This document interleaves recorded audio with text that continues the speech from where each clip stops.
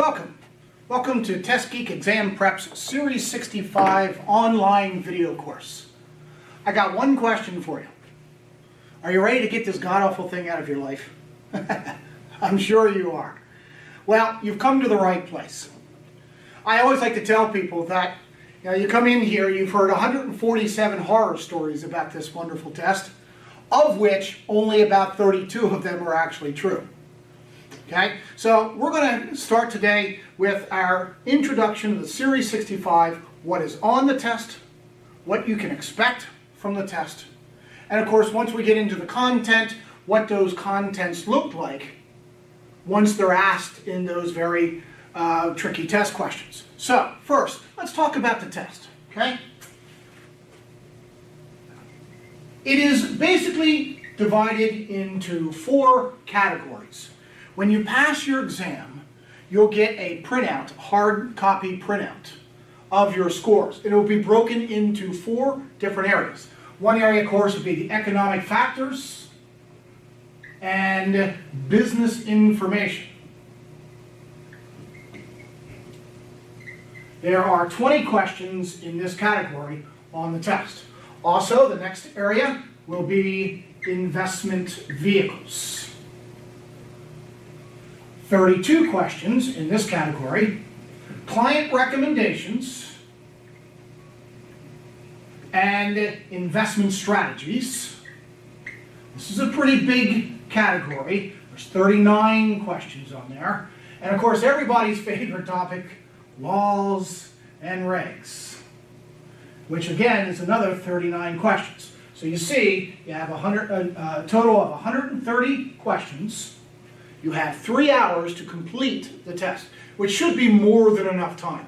Most of these exams give you plenty enough time to do this. Okay? Now, don't be surprised if you answer an additional 10 experimental questions. You won't know which ones these are. They are interspersed throughout the test. You are not graded for nor against these 10 questions. So you will, in fact, answer a total of 140 questions, of which only 130 are graded. Of those 130 questions, you must answer any 94 correctly. Doesn't matter which 94, any 94 will do. Because 72% gets this god-awful thing out of your life. And that, of course, is our goal. You see, there's really only 2 scores on any of these exams, a P and not a P. Pass or not pass. So 72% or above, anything above, gets this thing out of your life, and that's our goal. It doesn't matter if you get an 83, a 92, a 77, doesn't matter, because those are all P's, and that's what we're looking for, right? Now, we want to shoot for something a little bit above 72. Let's shoot for the 80-ish, somewhere around there. That'll give us a little room for error, okay? So 130 questions, 94 correct for a total score of 72% or better. Gets this thing out of your life. Okay? Now, how do you effectively study and pass your exam? It's one of the most common questions I get. Okay? So, when I first got hired many, many years ago at a brokerage firm, the boss says, "Welcome, Brian, to the team. Here, read this, take a test." I said, "Sure, okay." He hands me this 600-page Series 7 textbook. That's all I had. I had nothing else. I read that thing from cover to cover. Now let me ask you, how much are you going to retain reading a 600-page textbook cover to cover? My goodness. Right? So I had to read the thing actually 3 times. The 3rd time through, I actually took notes on each section. For me, writing it down helps me to remember it, helps me to retain that information, and more importantly, to recognize it in those sick and twisted test questions that these guys like to write. Okay? So today, however, there's so many more resources that you can use that are at your disposal. For example, a video course, right? That's one resource that you can use. Now, depending on which textbook you're using, because they're all a little slightly different, right? Whether you have Kaplan's or Pass Perfect, or STC, or Test Teachers, or Series 65 for Dummies, or whichever. They're all written a little differently, their test questions are a little different, okay? And they're outlined a little differently as well. Many of them may or may not actually come or be broken down into these 4 categories. They might be chopped up even further than that. So it's hard to tell. However, no matter which way they do it, here's how you want to best pass or study for the 65, and any exam for that matter, right? 1. Well, guess what? You got to get through that textbook, okay? Well, I know one publisher out there, their textbook is 700 pages for a 130 question exam. My goodness, that's, how do you get through all of that? And let alone, how are you going to retain that information, okay? However, you got to get through this material somehow. However, instead of going cover to cover like I had to, okay, here's what we want to do. Take it unit by unit, no matter how they're broken out in your textbook. Say unit 1, right? So read, many of the publishers also have videos, and of course you have Testgeek Exam Prep's video as well to help you, okay? Go through unit 1, read, watch the video, and then let's say do 25 questions on unit 1 only. And only 25 questions, not 125 questions. Okay? 25 is enough. Besides, we'll have a chance, we'll have an opportunity to get through some more of unit 1 questions a little bit later. But at this point, all we're trying to do is to retain some of this information and get some practice, very valuable practice, on test taking. Okay, so unit 1, 25 questions. Then, of course, on to unit 2, right? Read, watch a video, and then do 25 questions on unit 2 alone. Then, what if we did 30 questions on units 1 and 2 combined? Now, some of the publishers, again, depending on which publisher you have, will allow you to customize your practice exams. Okay? Combining any and all of these units. That is a nice feature to have because, again, as you're building, we're also going to be reinforcing the earlier material. So we slowly build as we go. Once you finish unit 2, unit 3, read, watch the videos, right? 25 questions on unit 3. Then 40 questions on units 1 through 3, right? And just repeat the process. Unit 4, read videos, 50 questions on units 1 through 4. So again, we're reading, right? Remembering, retaining information, and reinforcing as we go. I like to refer to this as the inverted pyramid, right? You slowly, gradually build while you're reinforcing. Man, I'm telling you, it sure beats reading that thing cover to cover. Because again, how much of that are you going to retain just powering through 700 pages of text? My goodness, right? You'll end up having to read the thing 3 times at least. I oftentimes have people come up to me and says, yeah, I've read the entire textbook. I said, wonderful, now how much do you remember? Could you pass the test? And they all say no, right? Reading 700 pages, how are you going to do it? Now, once you've powered through that material, okay, the inverted pyramid, our next step, if you can, is to take a class, like this one, okay? Because now, what we're going to do is take this content, put a little context around it so that you can better understand it, okay? But, better yet, be able to recognize it in those sick, twisted test questions that you'll see on the test, okay? That's the next thing. You want to take a class. Hopefully, the class you take is Testgeek's class, of course, but you got to find a class, no matter what class, whether it's live, online, whatever. You got to find a class that's good enough. Man, I know some classes, those guys just sit there and read this outline to you. My goodness, I can do that at home. So you need a little context around the content. Okay? That way you can better understand it. And now, how is that concept going to be asked? What's it going to look like in the test? Because that, my friends, ultimately is the bottom line. You have to recognize the concept and be able to answer it. Okay? So, the class is meant to be a bridge between your textbook material and the real test. Because I'm going to tell you right now, if you don't already know, they aren't the same. No one is allowed to duplicate the actual test questions by law. And it's actually something they scrutinize pretty closely. When you go into the test, you actually have to sign a little piece of paper that says, I swear in blood that I will not divulge anything I see on the test in order to maintain the integrity of the exam. Okay? So they scrutinize it pretty closely. So there is a difference between your textbook material and the real test. Okay? So the class, hopefully, is going to create a bridge between those two. Okay? We've got to do two things. We got to know exactly what concepts show up on the test and, more importantly, how they show up. Okay? In other words, here's how I like to illustrate it in my class. On this video or any other class, all we're going to be talking about is what's on the test, how it most likely shows up on the test, and how you should answer it on the test. That's it. One, that's all we have time for, and two, isn't that all we care about? What's on the test?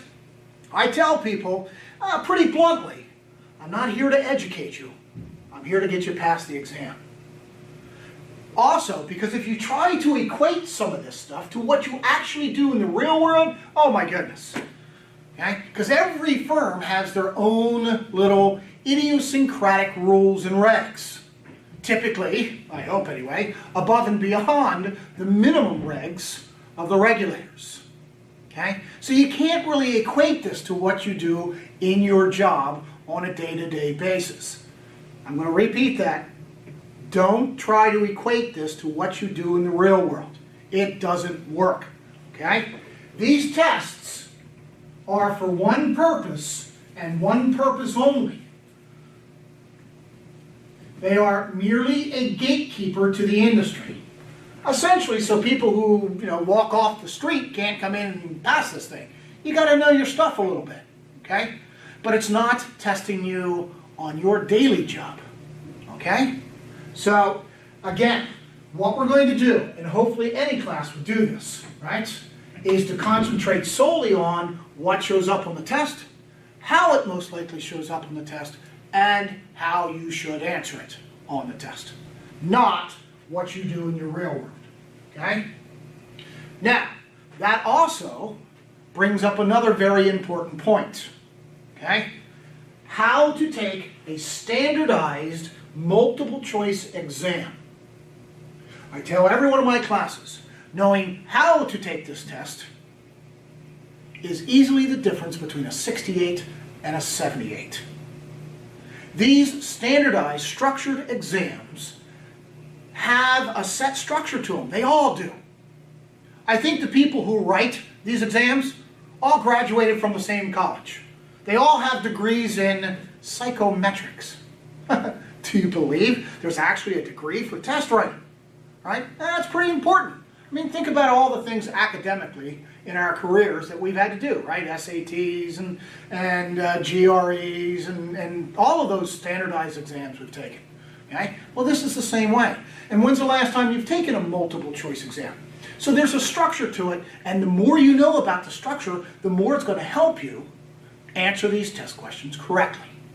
Okay? So we have to know how to take the test. Now, just very briefly, and we'll discuss this throughout the course as we're in the content, but essentially, all multiple choice exams are written in a linear format. Now, simply put, that means A plus B equals C. Okay? That's a linear format. So you have to find somewhere in the test question the two variables, and then of course those two variables always equal the correct answer. Okay? For example, very simply, 2 plus 2 equals 4. That's a linear format. That's how these tests are structured. Okay? Now, however, they like to throw a lot of superfluous, added, distracting material to take you away from the A and the B, or the 2 plus 2. Okay? And you got to sort through this. See, that's why it's important. One of the most important traits, keep it simple. Please. Okay? You've got to keep it simple. You can't overanalyze these things, because you'll then fall right into their little trap. All this distractive information is going to distract you away from the correct answer. Now we know 2 plus 2 is 4, right? Simple. So, there's an answer choice that says the square root of 16. There's an answer choice that says it's 43. There's an answer choice that says, well, 2 plus 2 is 4, except when there's 2 full moons in a month ending in the letter R. And so you sit there and you think, that sounds kind of reasonable. Sounds logical to your brain. So guess what? You're distracted or attracted to an incorrect answer. They throw a number that your brain has been looking for, along with this other mess. Okay? And then, of course, the next answer would be 61. So, obviously, there are 2 answer choices that you can easily eliminate.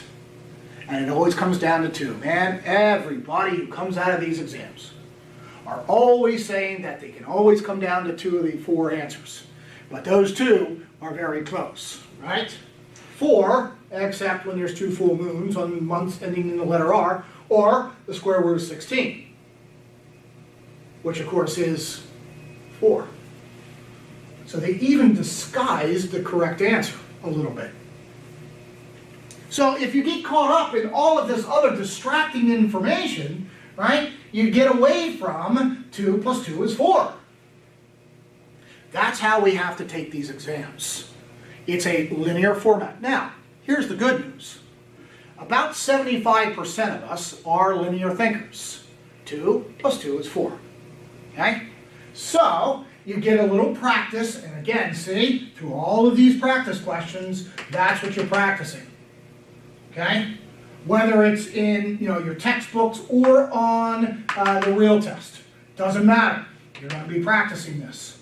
You're going to be seeing this structure so that you're going to be better prepared come test day when you sit in front of the computer with the bright lights, right, and the eye in the sky, and all of those other stressful things that they're going to put you through. You're going to sit there and say, I've seen this. Okay? You've recognized the structure, you've been practicing it, and it's going to be a lot less intimidating to you come test day. Okay? So, once you've been through the material, you take a class. Okay? Hopefully Testgeek's video course. Okay? Once you've been through the course, then the next step you want to do, of course, is to simulate the test-taking environment the best the law allows. You want to go through practice finals. And again, here's where the publishers really differ. Okay? The way in which they write the test questions, your scores. I know people have been scoring 87s on the practice final. They go in and test and get a 64. Okay? That doesn't help us much. We want to find some practice finals that will correlate best to what you'll actually score on the real test. Testgeek Exam Prep has a practice final that correlates pretty well, within about 5% generally of what you're going to score on the test. Okay? Some of the more major publishers, the ones that have been around for a long time, they're pretty good too. They're usually within 5 percentage points, most times.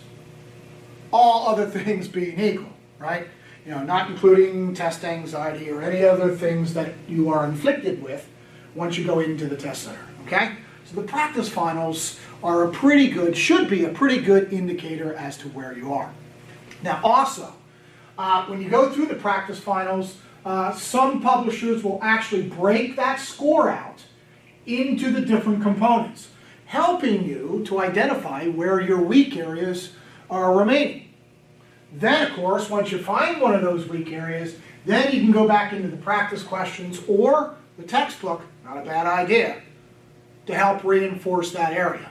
Okay? Then you can take another one, find the weak area, reinforce that. That's the best way to do this, right? So that when you go into the test center, you sit down in front of that computer and you say to them, bring it on. You'll be more prepared for it. Very few surprises, hopefully, because you'll know what the structure looks like, you'll know what the content is, and you should have no problem with it. It won't be as intimidating to you. Okay? Now, we all have some level of test anxiety, some more than others, some less than others. Okay? I mean, I've taken tests all my life, I've been through all of these exams, and there's a little bit of stress and anxiety for me, but there really hasn't been a whole lot to me. You know, it doesn't judge me on the content of my character, so I really don't care that much. And I'm a pretty good linear thinker, so I've always been a pretty good test taker. Okay? Then, whether you are or not a good test taker, whether you have anxiety or not, okay, knowing ahead of time what this thing's going to look like, what this thing's going to feel like, and what it's going to smell like before you go in helps kind of lower that anxiety a little bit. Okay? So, again, practice, take a class, practice finals, be as prepared as possible, go in and pass the test. One last thing. Again, because of this structure, this linear structure of the exam, I want to leave you with a couple of things. One I've already told you. Keep it simple. The more you think, the more you sink. Paralysis by analysis. Right? We've heard all those cliches. Okay? That's number one. Related to this, of course, would be you take the test. Don't let the test take you. Okay? Remember, there are traps. There it is. Luring you. You know, I call it Alice's rabbit hole.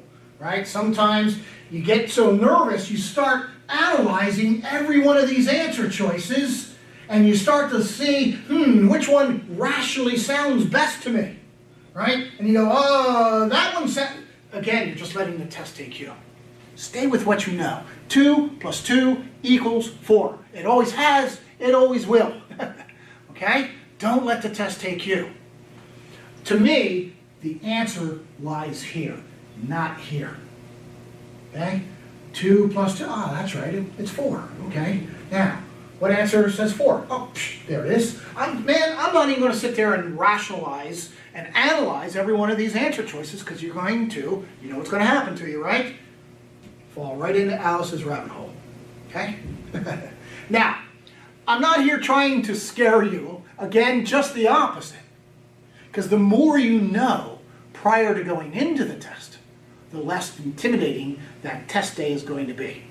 Okay? That's why I tend to be a little bit blunt in the beginning. I want you to know exactly what this thing is going to look like, what it's going to feel like, and what it's going to smell like once you go into the test. Okay? Now, that concludes the introduction. You will now be directed into one of the content areas. On our website, of course, you can choose which module you want to get into. Our modules are broken into these 4 categories, and you can pick and choose whichever you want to go into. So, I thank you for your time. I'll see you in just a few minutes for one of the modules.